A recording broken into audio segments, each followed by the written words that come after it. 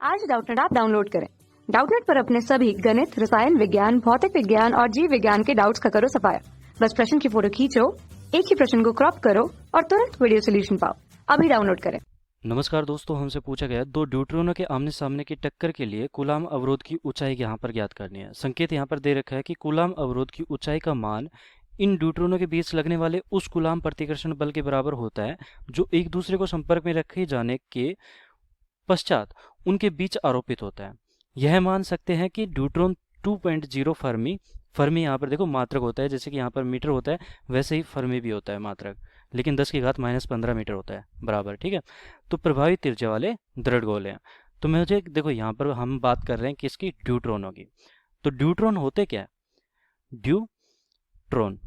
अब देखो हमने पढ़ा है कि जो ड्यूटेरियम है, ड्यूटेरियम वो क्या होता है, ड्यूटेरियम यहाँ पर कहते हैं हम हाइड्रोजन का समस्थानिक। समस्थानिक किसका होता है, हाइड्रोजन का।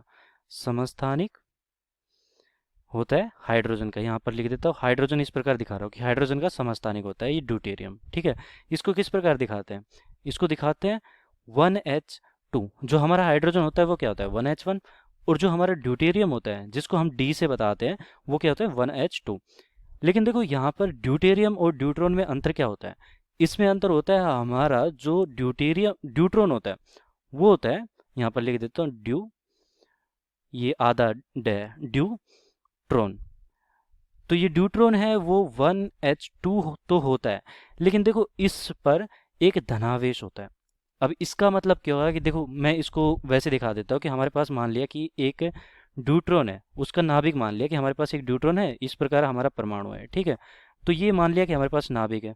तो नाभिक के अंदर होते क्या है, न्यूट्रॉन और प्रोटॉन हो सकते हैं। तो ये तो हमारा नाभिक हो गया, इसके चारों ओर इलेक्ट्रॉन चक्कर लगाते हैं। जैसे कि हाइड्रोजन की बात करते हैं तो हाइड्रोजन में जब हमारा ये नाभिक है तो उस समय क्या होता है कि एक तो इलेक्ट्रॉन बाहर चक्कर लगा रहा होता है और इसके अंदर एक क्या होता है, प्रोटॉन होता है। तो यहाँ पर पी लिख देता हूँ और यहाँ पर इलेक्ट्रॉन लिख देता हूँ। तो ये तो हमारा हो गया हाइड्रोजन की बात होगी। ठीक है, अब बात कर रहे हैं हम ड्यूटेरियम की बात कर लेते हैं पहले, कि ड्यूटेरियम हमारा जो होता है वो क्या होता है 1H2। अब इसका मतलब क्या होगा, देखो 1 तो हमारा हो गया यहाँ पर प्रोटॉन, न्यूट्रॉन क्या होगा 2 माइनस का 1, यहाँ पर एक न्यूट्रॉन भी आएगा। और उसके अलावा यहाँ पर क्या होगा, जितने यहाँ पर प्रोटॉन है उतने ही यहाँ पर इलेक्ट्रॉन बाहरी कक्षा में चक्कर लगा रहा होगा। ठीक है, क्योंकि यहाँ पर हमारा क्या है, इस पर कोई आवेश नहीं है, तो इलेक्ट्रॉन यहाँ पर चक्कर लगा रहा होगा इस कक्षा में। तो ये हो गया हमारा क्या, ड्यूटेरियम। अब बात करते हैं ड्यूट्रॉन की। तो ड्यूट्रॉन की बात करें तो ये नाभिक हो गया हमारे पास, और फिर उसके अंदर क्या होंगे, देखो ये भी 1H2 ही होता है। तो 1H2 की तरह मैं दिखा दिया कि यहाँ पर प्रोटॉन हो गया, न्यूट्रॉन हो गया, लेकिन मैंने कहा था कि 1H2 नहीं होता, ये 1H2 का धनावेश भी होता है। तो ये धनावेश हो गया, इसका मतलब क्या हुआ कि इसने इलेक्ट्रॉन त्याग दिया, किसने, ड्यूटेरियम ने।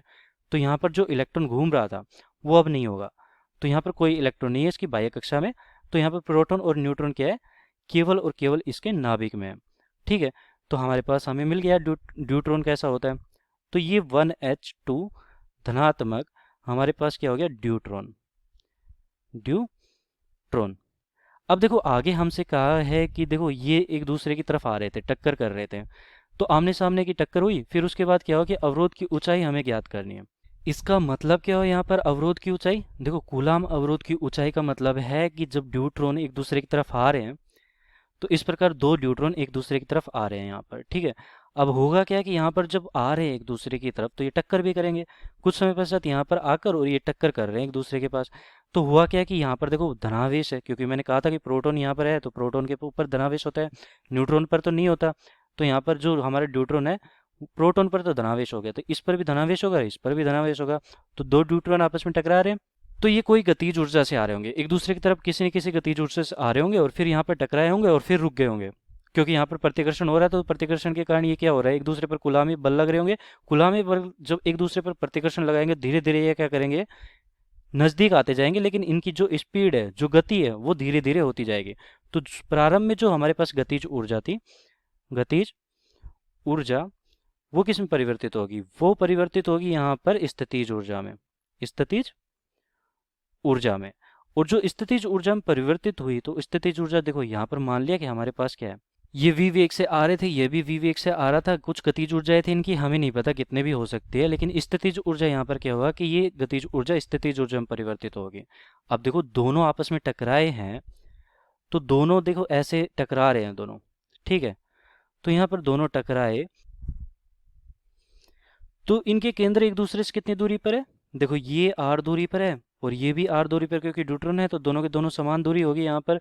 तो यहाँ पर दोनों के बीच की दूरी, इनके केंद्रों के बीच की दूरी 2r होगी। इसका मतलब क्या होगा कि जो अब इन पे प्रतिकर्षण लग रहा होगा वो किस वजह से लग रहा होगा? 2r की वजह से। तो यहाँ पर दे रखा है ड्यूट्रॉन की जो यहाँ पर जो प्रभावी त्रिज्या है वो 2 फर्मी है। तो अब देखो यहाँ से हमारा क्या निकल के आता है कि कूलाम कूलाम अवरोध की ऊंचाई, अवरोध की ऊंचाई की ऊंचाई वो किस कारण आ रही है यहाँ पर? स्थितिज ऊर्जा के कारण, तो उतनी स्थितिज ऊर्जा के बराबर होगी, ठीक है। ये स्थितिज ऊर्जा के बराबर, और स्थितिज ऊर्जा हमें मिल जाएगी क्योंकि अंतिम स्थितिज ऊर्जा जितनी होगी वो क्या हो सकती है? वो हो सकती है के Q1 Q2 बटा दूरी, इन दोनों के बीच की दूरी। तो ये सूत्र होता है स्थितिज ऊर्जा का। अब यहाँ पर देखो मैं Q1 Q2 और यहाँ पर जो दूरी है इन दोनों के बीच की दूरी वो कितनी है? 2r। तो देखो इसको मैं अलग लिख देता हूँ, थोड़ा r लिख देता हूँ, ठीक है। ये r लिख दिया मैंने यहाँ पर। ये हमारी r बराबर कितनी है? 2r के बराबर है, क्योंकि इन दोनों के बीच का जो केंद्र है वो उनके बीच की दूरी कितनी है?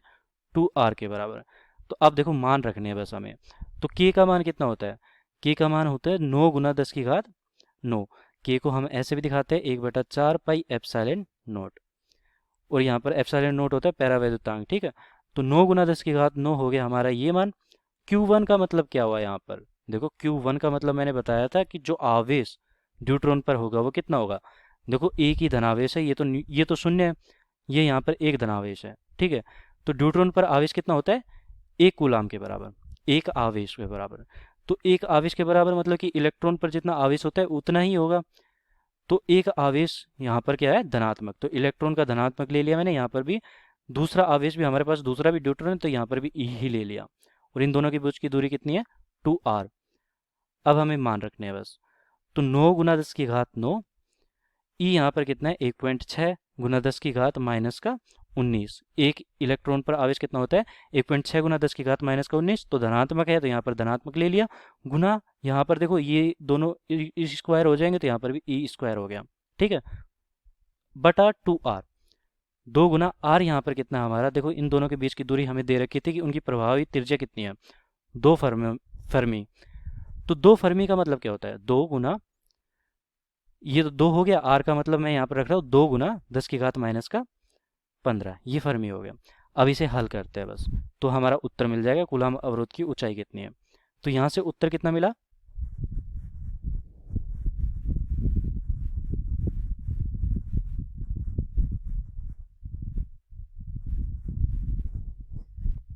तो 9 को यहाँ पर गुना किया मैंने, 1.6 का यहाँ पर स्क्वायर है तो यहाँ पर 1.6 का स्क्वायर 2.56 होता है।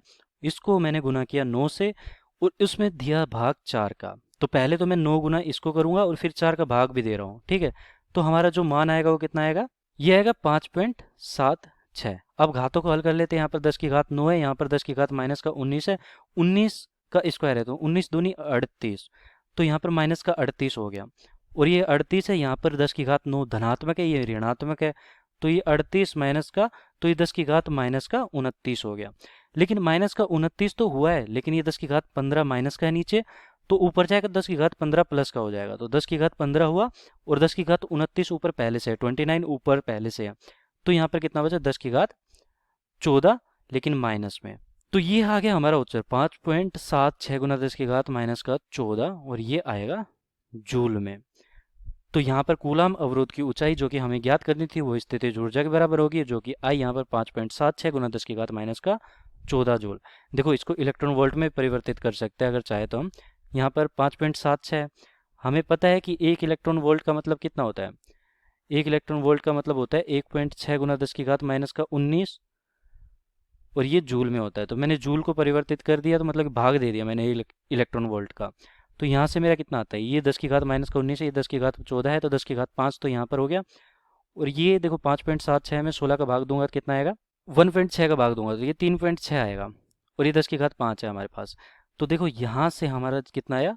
3.6 गुना 10 की घात 5 और ये इलेक्ट्रॉन वोल्ट में उत्तर आ गया हमारा। ठीक है, अंतिम उत्तर जो हमें ज्ञात करना था कि इन दोनों के बीच के कूलाम अवरोध कितना होगा, कूलाम अवरोध की ऊंचाई 3.6 गुना 10 की घात 5 इलेक्ट्रॉन वोल्ट या फिर 5.76 गुना 10 की घात -14 जूल। धन्यवाद। कक्षा 6 से 12वीं से लेकर नीट, IIT, JEE वो एडवांस के लेवल तक 1 करोड़ से ज्यादा छात्रों का भरोसा। आज ही डाउनलोड करें डाउटनेट ऐप या व्हाट्सएप करें अपने सारे डाउट्स 8400 400 400 पर।